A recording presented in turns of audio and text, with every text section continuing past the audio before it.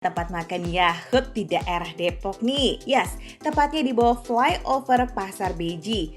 Wah, kurang receh gimana lagi coba nih lokasinya ya. Halo foodies. Nah, saya nemu di sini ada nasi kuning, namanya nasi kuning flyover di Pasar Bejo. Biar perut saya kakak isi banyak. Meski rada-rada gerimis, yang namanya makan enak sih sayang banget kalau dilewatkan. Apalagi harganya juga receh, terus rasanya lazis maksimal. Yuk! Foodies, nasi kuning khas Cirebon ini merupakan salah satu sajian berbahan dasar beras yang diberi pewarna kunyit halus. Warna kuningnya mencerminkan sukacita dan keceriaan. Gak heran nih kalau nasi kuning ini sering dijadikan ungkapan syukur lewat tumpeng ulang tahun atau perayaan lainnya ya. Oke mas, saya pesan gorengannya tempe. Terus bala-bala ada kan nih? Nah ini aja. Kerupuk wajib. Harus pakai kerupuk. Oke. Sekarang saya makan dulu ya mas. Iya. Sajian nasi legit yang punya aroma gurih khas ini disajikan dengan beberapa lauk tradisional seperti telur, perkedel, tempe orek, sambal, sampai kerupuk. Satu lagi juga bisa sih nambahin gorengan ya foodies. Karena nasi kuning flyover ini harganya minim, mulai dari Rp5.000 aja per porsi, ya lauknya standar aja ya. Buka dari pukul 2 siang hingga tengah malam, warung ini nggak pernah sepi sejak buka sore hari. Semua bahan makanan yang disajikan baru dimasak foodies dan bisa disantap langsung saat baru dikeluarkan dari dapur. Mantap! Nah, kalau Valen mesennya nasi kuning komplit nih, harganya sekitar Rp15.000. Porsinya lumayan juga foodies.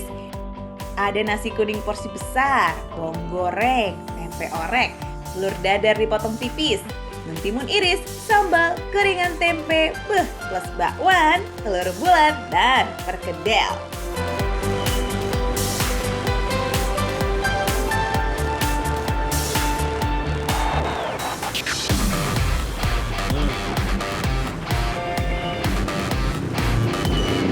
Ini nasi kuningnya juga masih baru bikin dia dan masih panas, aromanya enak banget, wangi, bawang gorengnya itu bikin khas rasanya.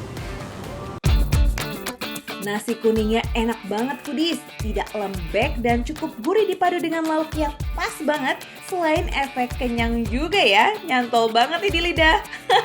Setuju nggak Valen?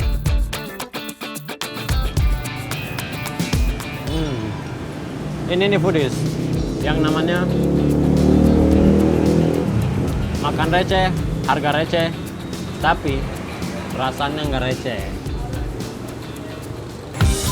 Jadi, foodies yang lagi iseng main ke Depok bisa nih mampir ke sini ya. Makan receh enak, juga nggak buat kantong bolong. Mantap!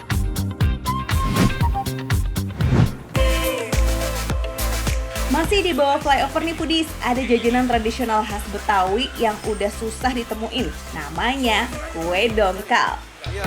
Konon nih, pada zaman dulu sajian ini sering jadi bagian dari upacara adat. Tapi dalam beberapa tahun terakhir, dongkal lebih dikenal sebagai jajanan pasar atau kue tradisional. Ini saya lagi nemu kue dongkal. Terbuat dari tepung beras dan gula aren, cita rasa dongkal bisa dibilang hampir mirip kue putu. Nah, bedanya jika putu berwarna hijau, dongkal biasa disajikan dalam balutan warna putih. Secara tekstur, jajanan khas Betawi ini juga terasa sedikit lebih kasar. Perbedaan lain besar lainnya nih antara dongkal dan putu, proses pembuatannya foodies. Jika putu dibentuk menggunakan cetakan bambu sebelum dikukus, nah dongkal melibatkan alat khusus namanya asupan kukusan dari anyaman bambu berbentuk kerucut. Nah, kalau di pasar gini harganya Rp10.000 aja per porsi. Terjangkau banget ya, receh pastinya. Sebelum saya pesan udah di booking duluan, udah dipesan duluan sama orang lain. Oke, kalau bikin baru berapa lama? Sama ngadonin 15 menitan. Wah, lumayan lama juga ya, tapi nggak apa-apa. Kayaknya sih worth it. Kita lihat aja cara bikinnya gimana. Nah, kebetulan kue dongkalnya udah habis nih foodies, jadi bisa masak baru lagi deh. Siapkan panci lalu isi tepung beras sesuai takaran. Lalu kelapa parut yang diambil bagian putihnya saja, kemudian masukkan sampai merata. Tuh Valen, jago banget kayaknya ngaduknya nih. Di tempat terpisah siapkan santan dan garam yang telah dicampur, kemudian masukkan ke dalam adonan kue dongkalnya. Asupan akan diisi adonan tadi dan gula aren secara selang-seling sampai penuh. Setelah adonan penuh, masak selama 15 menit. Di sini kue dongkal saya sudah jadi, tinggal masukin dan masak di situ. Baru dikukus dalam sebuah dandang khusus disebut seeng. Nah, setelah matang sempurna, dongkal dikeluarkan dari kukusan, bentuknya akan nampak seperti nasi tumpeng. Permukaannya membentuk pola belang-belang putih dan coklat. Nah, sebelum disajikan, dongkalnya bakal diiris-iris nih sesuai selera. Kemudian ditaburi parutan kelapa agar makin gurih dan lezat. Berapa potongan?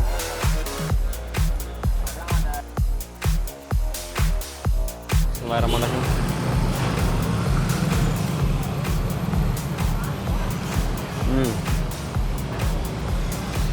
Enak. Enak sih.